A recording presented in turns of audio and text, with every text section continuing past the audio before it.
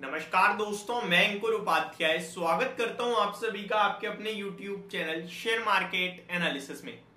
पहले कोल India, dividend plus results और अब ओएनजीसी, दोनों कंपनीज के रिजल्ट्स आ चुके हैं और दोनों ही कंपनीज ने डिविडेंड दिया है अपने शेयर धारकों को।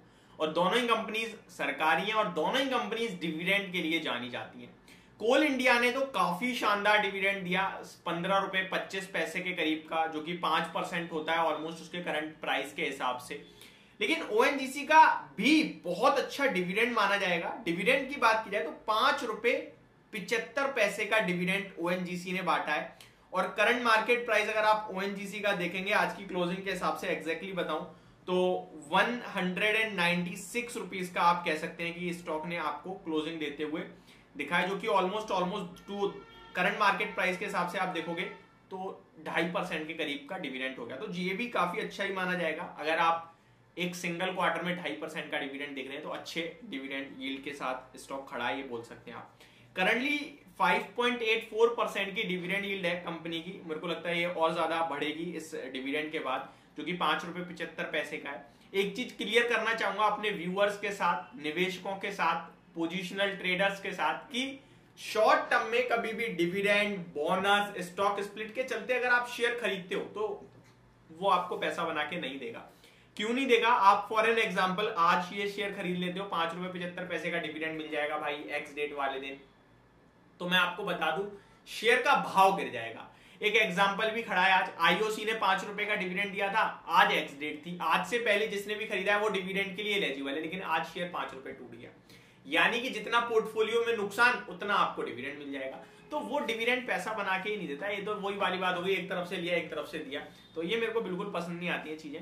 अब आ जाते हैं रिजल्ट्स की तरफ। ONGC Q2 results, consolidated PAT soars 66% YOY to ₹13,734। जी हाँ दोस्तों, ये वो कंपनी है जो सिंगल क्वार्टर में 13,734 करोड़ का प्रॉफिट बना रही है। ज्यादातर लोगों को ये पता नहीं है कि ओएनजीसी एक बड़ा मुनाफा बनाने वाली कंपनी है, एक बहुत बड़ी कंपनी है।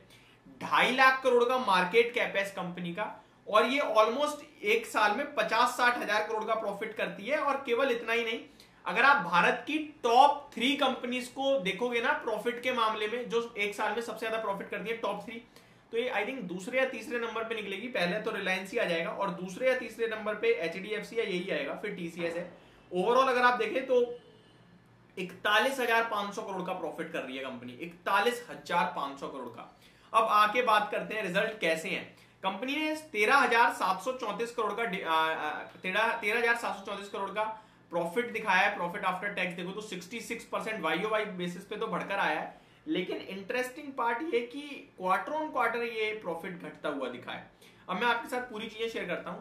Oil and Natural Gas Corporation Limited on Friday reported a 65.5% year-on-year basis rise in consolidated net profit for the quarter ended September 2023 to rupees 13,734 crore. Revenue operations, however, dropped by 13%.